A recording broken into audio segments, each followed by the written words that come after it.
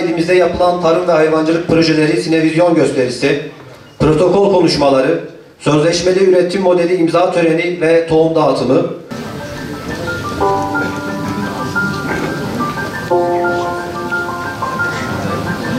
...11.099.000 dekar alana sahip olan ilimizde 3,5 milyon dekar alanda tarımsal faaliyet yürütülürken 5,5 milyon alan çayır, mera, 1.695.000 dekar alanda yayla söz konusudur. Sözleşmeli tarım modeliyle bakanlık ve özel idare kaynaklı 450 çiftçimize 8.500 dekar alanda ekilmek üzere %80'i hibe olacak şekilde 30 ton silajlık mısır, tane mısır ve fasulye tohumu dağıtımı yapılacaktır.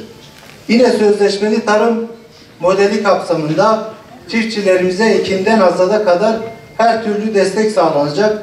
Hasattan sonra da alım garantili sözleşme imzalanarak çiftçilerimizin hem girdi maliyeti azaltılacak hem de ürün alım garantisi ile de ürettiği ürünün hak ettiği değerden alınacağı bir projenin çalışması başlatılacaktır. Ya bu memleket kadimden beri tarımla uğraşıyor arkadaşlar. Yani bu insanların, bizim ilimizin insanların en iyi bildiği işleri sorsanız tarım ve hayvancılıktır. Bu da bence övünülecek bir şeydir, iftihar edilecek bir şeydir. Bu tip temel meziyetleri insanların yarın teknoloji yiyemeyeceğimize göre, teknolojiyle doyamayacağımıza göre insanların beslenebilmesi için en temel faaliyet olan tarımsal faaliyet ve hayvancılığı çok iyi bilmek, kökten bilmek, atadan bilmek bence gurur duyulacak bir şeydir. İşte bugün onun kıymeti dünya çapında da anlaşıldı. Bizler de bizden önceki dönemlerde de aynı şekilde zaten şu anki mevcut hükümetin iktidara geldiğinden beri çok önemli politikalarından biri olan tarım politikasını ilimizde de biraz daha ön plana çıkarmak için özellikle son zamanlarda çok yoğun bir çaba içerisindeyiz. Çeşitli çalışmalar yapıyoruz, projeler yapıyoruz. Zaten merkezi hükümet kaynaklarıyla çiftçilerimize inanılmaz destekler veriliyor. Arkadaşlar, işte bir bakıyorsunuz diyoruz ki destekler dağıtıldı, arada 250 milyon lira para girdi. Ya bu paraları konuşurken ağızdan kolay çıkar. 250 milyon lira arkadaşlar. Kamu yöneticisiyim ben. Yeri geliyor 1 milyon lira parayı işte belediye başkanlarımız burada, vekilimiz burada. 1 milyon lira para için neler yapıyoruz? 250 milyon lira bu hafta hesaplara yattı diyoruz. 80 milyon lira geçen hafta hesaplara yattı diyoruz. Devletimiz zaten çok ciddi destekler veriyor. Farkındayız. Özellikle dünyada Covid ile beraber başlayan süreçte bir takım sıkıntılar, ekonomik problemler yaşıyoruz. Hepimiz yaşıyoruz. Sizler de, tarım sektörü de yaşıyor. Girdi maliyetleri ciddi bir şekilde artıyor. Ama devletimiz buna yetişip bu kaybı telafi etmek için de elinden gelen her türlü çabayı gösteriyor. Bunu söylemek istiyorum. Bizler özellikle potansiyelini keşfet ağrı diyoruz geldiğimizden beri. Tarımsal potansiyelimiz ortadadır. %65'i otlak, mera, yaylak olan bir memleketteyiz. İnanılmaz bir hayvancılık kapasitemiz, potansiyelimiz var. Yavaş yavaş bunda ciddi bir hareket var. İşte büyükbaş hayvan sayımızda yaklaşık olarak 1-1,5 yıl içerisinde %10'a yaklaşan bir artış var. Küçükbaş hayvan sayımızda yine aynı şekilde %10'a yaklaşan bir artış var. Tabii bu oynak sayılardır bunlar. Dönemsel olarak kesimler olur, satışlar olur ama yukarıya doğru giden bir trend var. Destek veren kuruluşlarımız TKDK olsun, Tarım Bakanlığımız olsun, hibe programlarına yapılan başvurularda çok ciddi bir artış var. Hibe kazanan tesis yapmak için, hayvancılık tesisi yapmak için, üretim tesisi yapmak için hibe kazanan vatandaş sayımızda ciddi bir artış var. Tarımda bir farkındalık var arkadaşlar. Bu farkındalık hamdolsun çok şükür oluştu ve dünyadaki gelişmelere paralel olarak da ilimizde bunun giderek arttığını görüyoruz. Şimdi biz özellikle hükümetimizin yaptığı büyük desteklerin yanında il özel idaremizin bütçesinden de 2 yıldır ciddi kaynaklar ayırmaya çalışıyoruz. Geçen sene tarım sektörüne harcadığımız para 12-13 milyon lirayı geçti. Net rakamları genel sekreterimiz burada. Belki o daha rahat söyler ama 12-13 milyon lirayı geçtiğini biliyorum. Şimdi bu yıl içerisinde belki o rakamı yeniden bulacağız. Tarıma çeşitli alanlarda destek vermeye çalışıyoruz. Bir kıvılcım çakmaya çalışıyoruz. İşte diyoruz ki bizim komşumuz daha başarılı olsunlar, daha iyi olsunlar. Kars, kazla meşhur olmuş. Kars'ta 350-370 bin civarı bir kaz varlığı var. 175 bin de bizde var.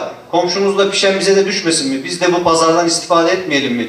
Gözümüz yok. Yani onlardan kazı falan almak gibi bir niyetimiz de yok. Ama o oluşan pazardan istifade edelim.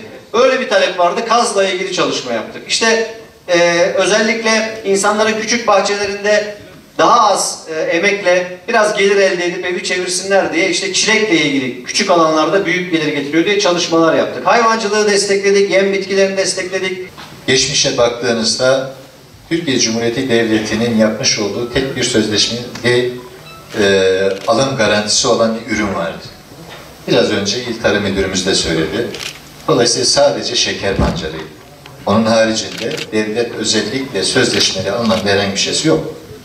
Ancak şöyle biraz hafızalarınıza tazelemek istiyorum. Sadece biz tarım alanında mı yapıyoruz? Hayır.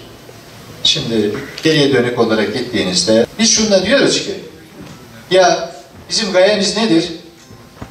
Kim ne üretiyorsa biz sizi alacağız, karşı karşıya getireceğiz. Buradaki temel mesele nedir? Senin ihtiyacın neyse ey çiftçi, biz bunu sana vereceğiz. Burada dükkan sahipleri var. Diyor ki ya ben nitelikli organik gıda almak istiyorum. Eyvallah diyoruz. Buyurun gelin, çiftçimiz burada. Tüketici de diyor ki abi ben diyor domatesin kilosunu 10 liraya almayayım da 5 liraya alayım. Eyvallah abi gelsen de buraya katıl. Sigortacı da diyor ki ya diyor bana sigortacı lazım. Ben diyor çiftçilerimi sigorta. Eyvallah abi sen de gel onlarla birlikte ol.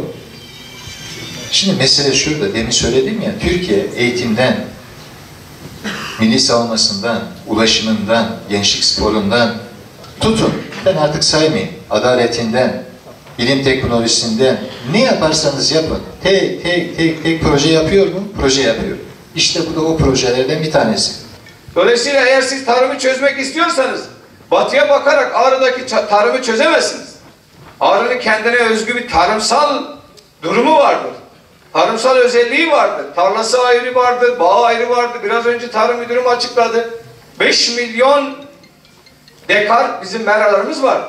Hayvancılık anlamında bizim 400-500 bin büyükbaş hayvanımız vardır. 1,5 milyona yaklaşan küçükbaş hayvanlarımız var.